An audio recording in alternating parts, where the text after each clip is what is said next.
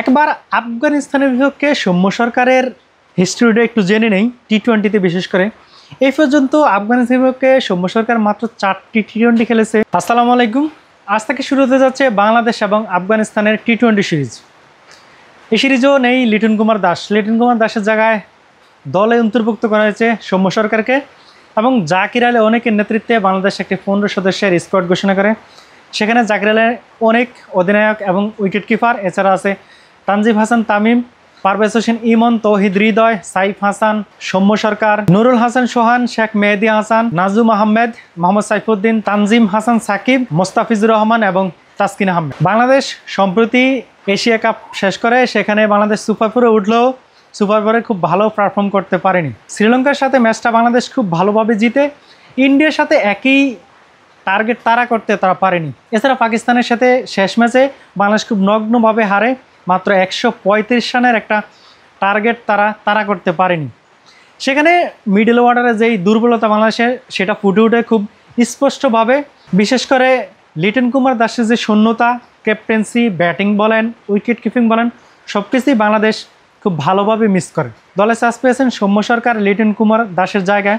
সম্প্রতি এনসিএল টি-20তে সৌম্য সরকার খুব ভালো পারফর্ম করে, মাত্র 2টি ম্যাচ খেলে তার দল খুলনা।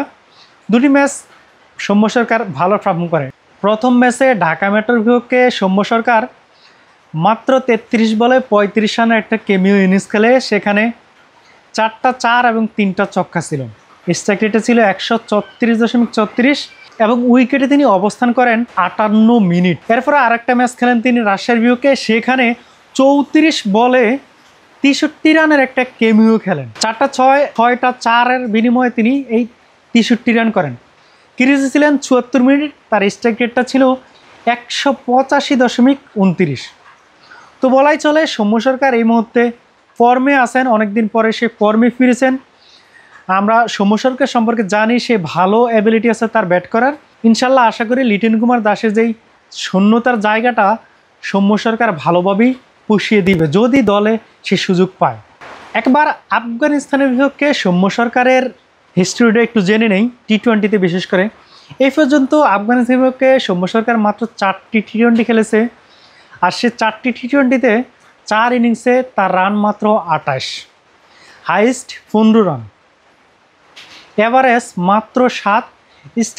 এই 4 ম্যাচে সৌম্য সরকার ছক্কা মেরেছেন মাত্র 1টি এবং 4 মেরেছেন 4টি। তার স্ট্রাইক রেট 84.84। তবুও নির্বাচকরা সৌম্য সরকারের উপরে ভরসা রেখেছেন। এনসিএল টি-20তে সে ভালো পারফর্ম করেছে, এই মুহূর্তে ফর্মে আছে সেটা বলেই চলে।